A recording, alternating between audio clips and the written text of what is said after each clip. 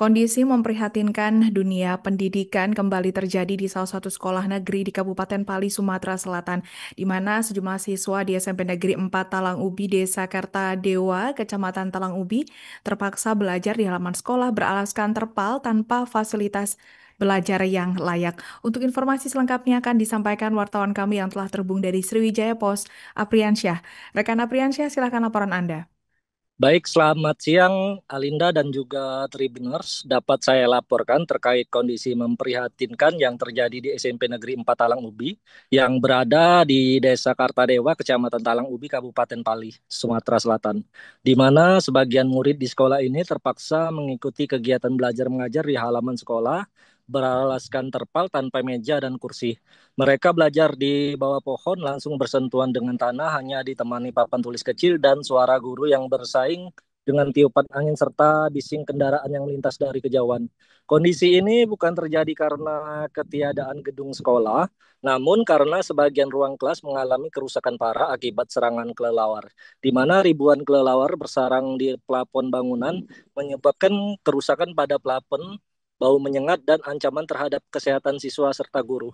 Berdasarkan keterangan pihak sekolah, Alinda, dari total ruang kelas yang tersedia saat ini hanya 9 ruang kelas yang masih bisa digunakan secara aman dan layak. Sementara 3 ruangan lainnya saat ini sedang dalam proses renovasi atau perbaikan dan 2 ruangan lainnya masih mengalami kerusakan karena plafon ambrol akibat kotoran kelelawar yang menumpuk. Akibat keterbatasan ruangan, pihak sekolah harus mengubah musola, perpustakaan, bahkan laboratorium menjadi ruang kelas darurat. Namun itu belum cukup, di mana masih terdapat satu rombongan belajar atau satu kelas, terpaksa harus belajar di halaman karena tidak ada ruang lain yang tersisa.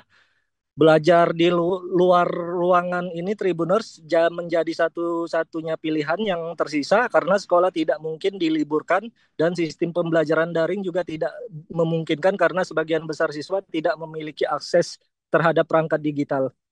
Begitu juga kalau dibuat 2 shift waktu pembelajaran juga dirasa cukup sulit karena sebagian besar guru berasal dari luar desa.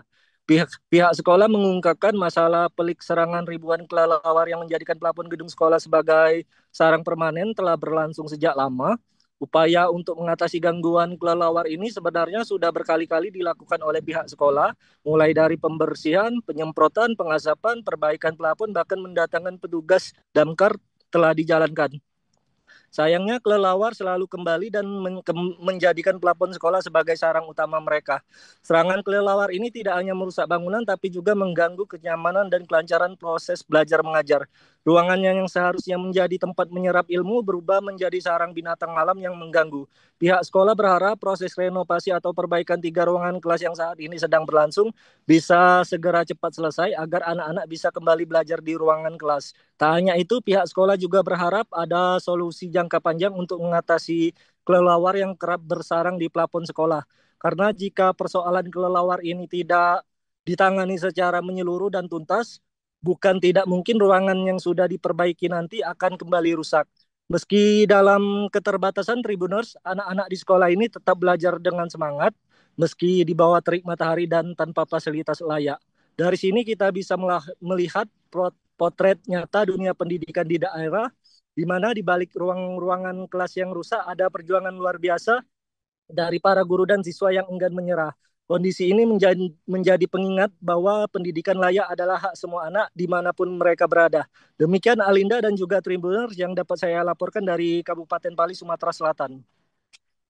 Baik, terima kasih rekan Apriansyah atas laporan Anda dan selamat bertugas kembali. Untuk melengkapi keterangan kami, pemirsa, berikut wawancara bersama Wakil Kepala Sekolah, Riana Febrianti SPD. Kalau dari upayanya Pak, sebenarnya sudah lumayan banyak ya. Kemarin pertamanya kita upaya membersihin sendiri secara pribadi. Ternyata juga masih nggak teratasi.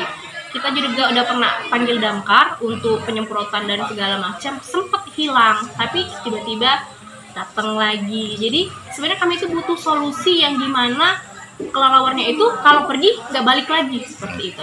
Karena udah banyak macam-macam, udah dibongkar plafon, dipasang lagi, diperbaiki, manggil damkar, terus juga disemprot, diasepin, sudah banyak yang kami lakuin. Tapi sayangnya kelelawarnya datang lagi seperti itu. Kalau masalah kenyamanan yang seperti Bapak lihat ya, Download Tribun X sekarang. Menghadirkan lokal menjadi Indonesia.